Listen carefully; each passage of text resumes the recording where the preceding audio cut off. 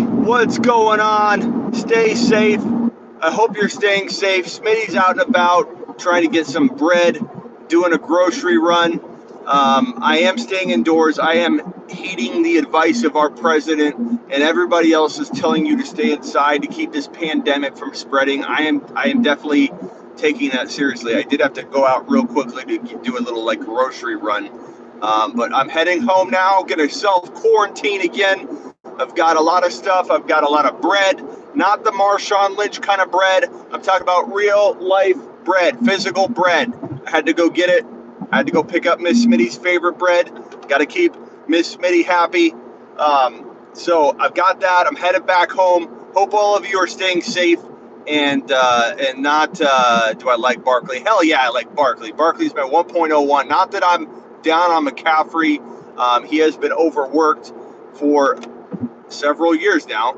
And I'm not saying I'm predicting any kind of decline or bust or anything. I'm just saying when push comes to shove, give me the guy Barkley, who people are forgetting is every bit as good as McCaffrey. And you have, I think, a Giants offense that's going to be much improved in 2020. I think Danny Dimes is going to do really well. I think they add a rookie wide receiver in the NFL draft. And I think that offense is going to be insane compared to the expectations, at least. I shouldn't say insane like to a Kansas City Chief level, but insane in terms of like, God, we didn't see Danny Dimes looking this good this quick. And I'm a doubter. I was a doubter of Danny Dimes. Cook over Henry, damn straight, for right now, especially in PPR. But I was somebody that doubted that pick, Danny Dimes. I was not a fan. I admit it. Smitty was wrong. Take a lap, Smitty. But I think Danny Dimes is going to be a very good quarterback, and I think he's in the perfect offense built for him. And give him Barkley, give him Slayton, give him Evan Ingram when he's healthy, and a new a wide receiver like CeeDee Lamb or Chenault or Jefferson. Hopefully a Judy somehow, some way. Judy in New York would be off the hook. That would give Danny Dimes a number one wide receiver to develop with, and I like Danny Dimes enough to where I wouldn't be upset over that landing spot at all. There are some landing spots I don't want for Judy because I think Judy needs to be the number one, the lone wolf, the top dog. I think Slayton, guys like that, could be great for him. So I don't think that'll be a bad thing for Judy. I think Judy needs to be in a place like that to get the max production right away, mature fast. Jerry Judy would, in New York, be potentially the 1.01. Now, J.K. Dobbins lands in Tampa, something like that, then of course J.K. Dobbins would move up. Or Swift landed in Tampa, or if maybe Swift or Dobbins landed in KC, although KC would be confusing and more muddy than people think because look what they've done with Damian Williams time and time again. So I like that spot. I get excited about that spot, but there are risks involved with that spot. Miami's a location for a running back to land, but point is, Jerry Judy's arguable for sure at 1.01, 1.02, especially if that landing spot's a great one. CeeDee Lamb in a better spot than Judy will make 2020 rookie drafts interesting because CeeDee Lamb is that good. If CeeDee Lamb's in a better spot than Judy, we're going to have ourselves a little dilemma on our hands because I love CeeDee Lamb that much. That a great landing spot could turn him into a 1.02, 1.01, 1.03 type of player for me, rookie only wise. So rookies are going to be a hot topic moving forward with me until the NFL draft. You're going to see a lot of rookie content. You're going to see a lot of dynasty rookie content. I did a super rookie ranking video last night on YouTube, or was it the night before? I'm mixing my days together. I'm like on such little sleep. But I did a rookie only draft.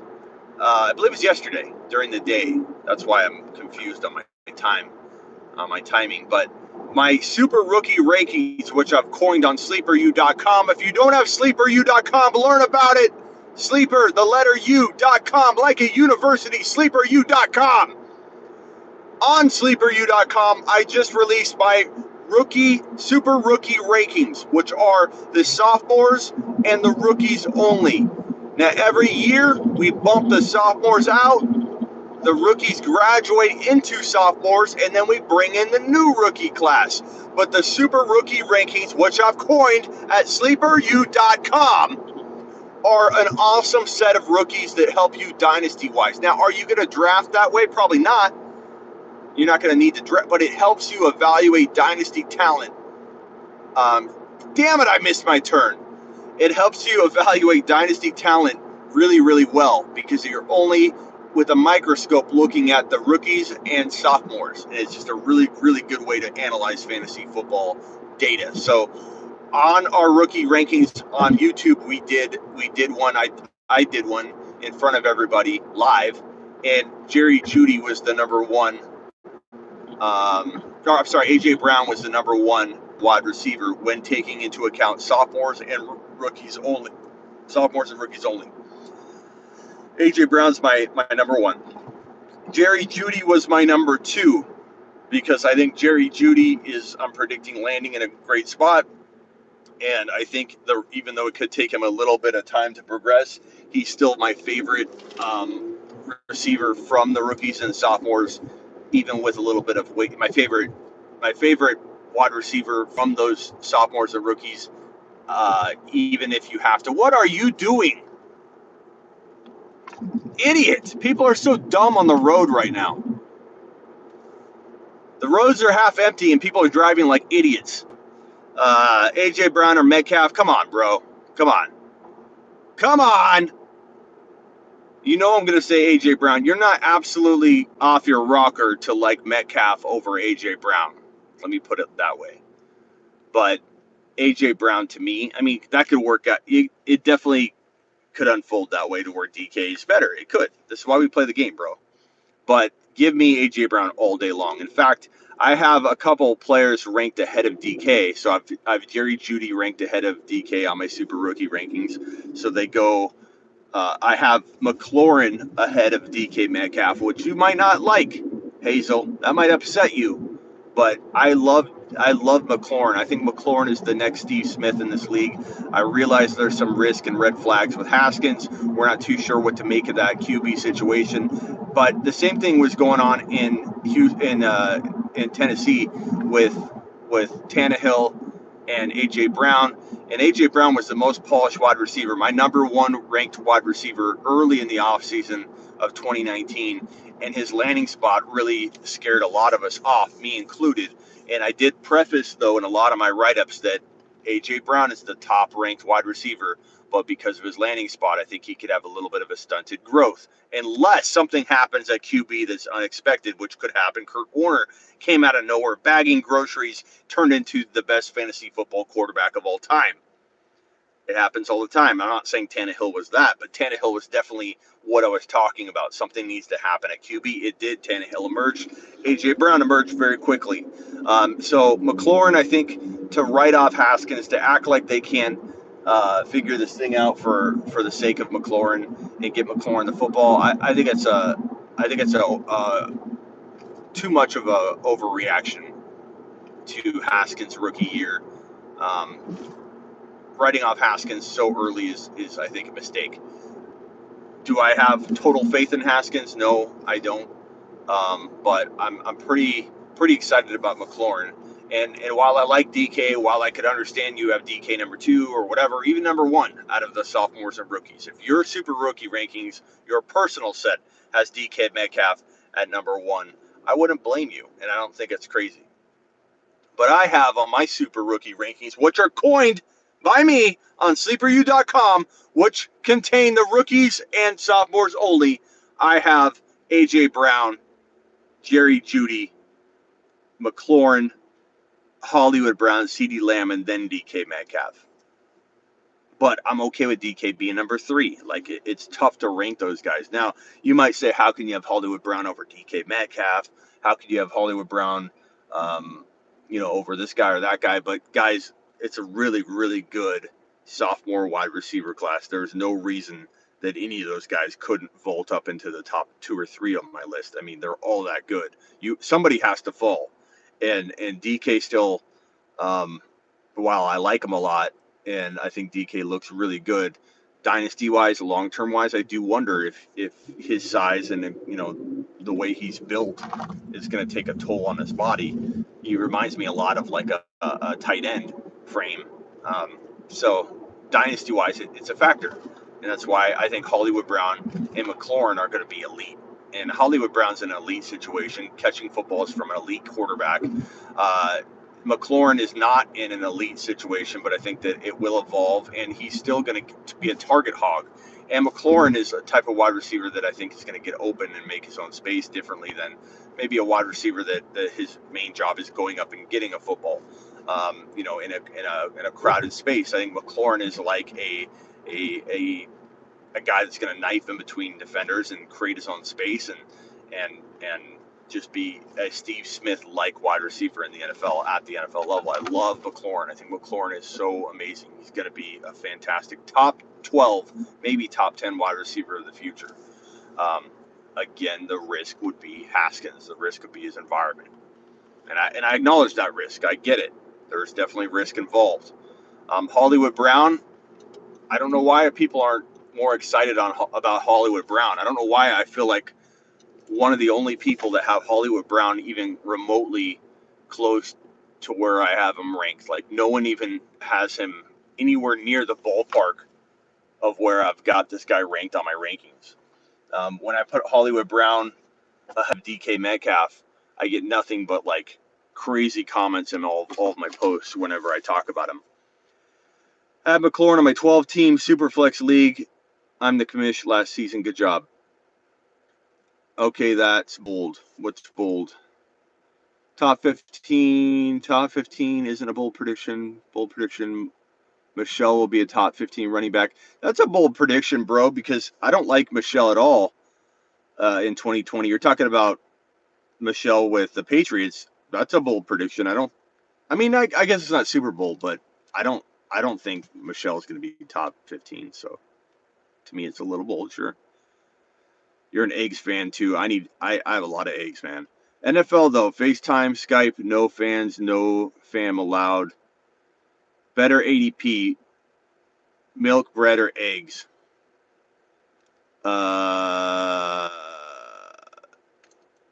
Eggs. Sleeper U, wasn't that yesterday's list on YouTube? Yeah. No. On Sleeper U, I cranked out my overall super rookie. On YouTube, we only did wide receivers, so I just released them. Yes, rookie content.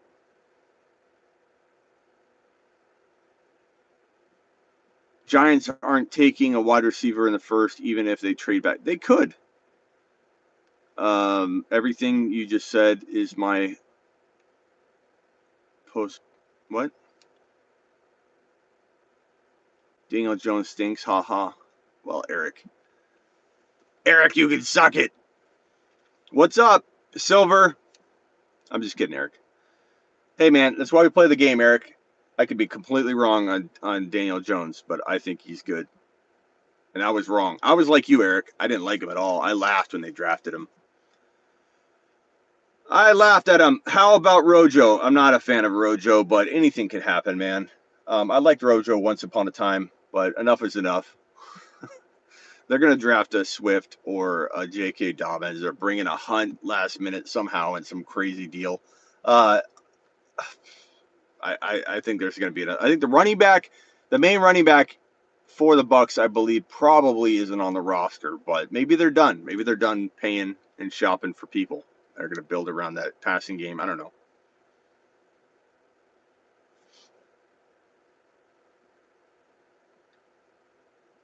So go check out my super rookie rankings. The running backs I had,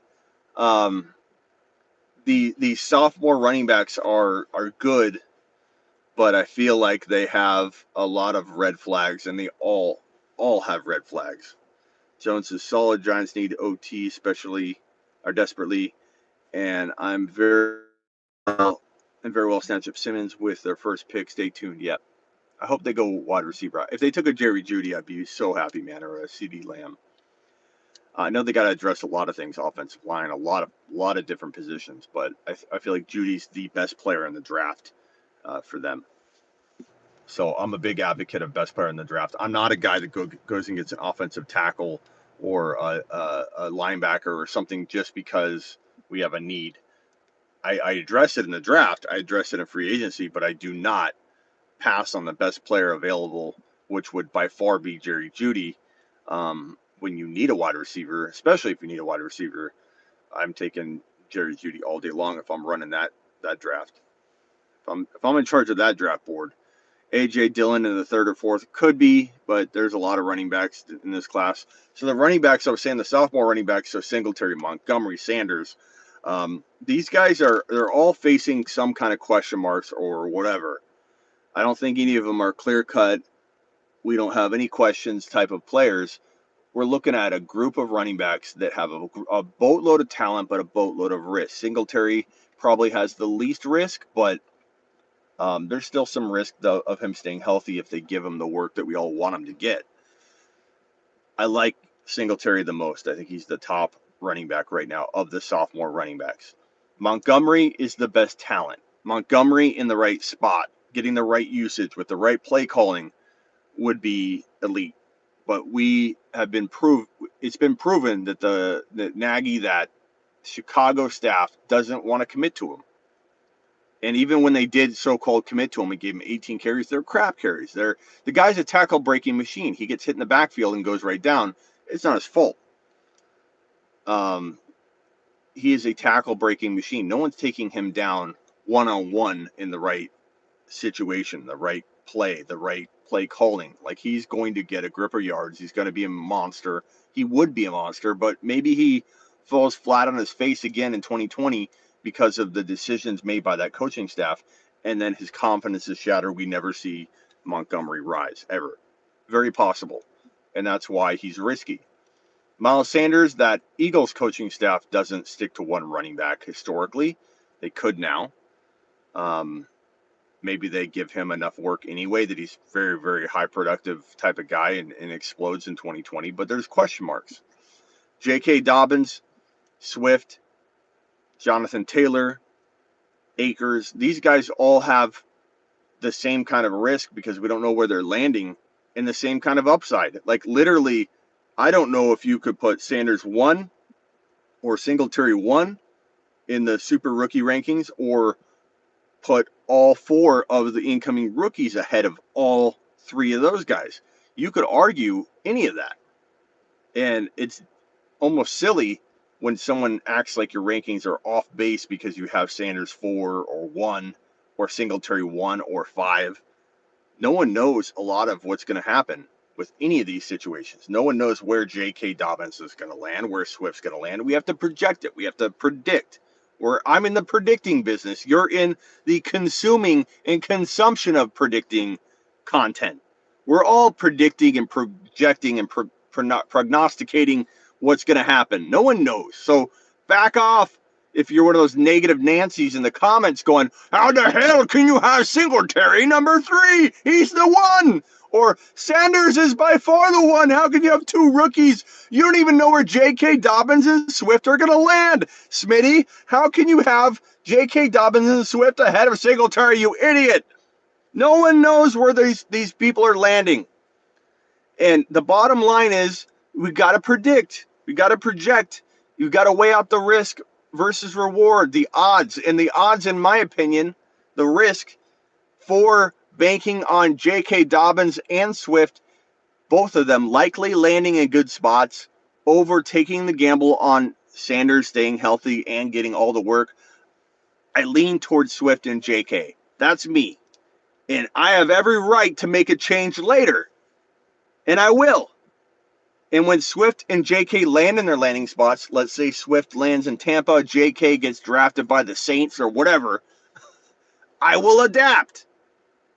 And no, I won't be an a-hole for thinking J.K. was a better player to rank over Sanders at the time, because I'm projecting something we have no control over. But if you ask me, J.K. Dobbins and Swift and Taylor, I rank all of them right now ahead of last year's sophomore running backs. I just do. Doesn't mean that I won't change my. I think people are overdrafting him in the second round.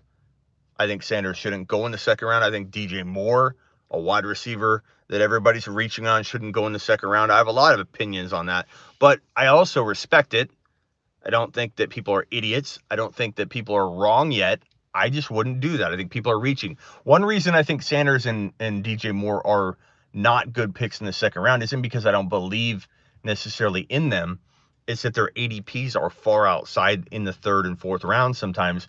So people wanting them to be good, wanting them to be second round talents, that's great.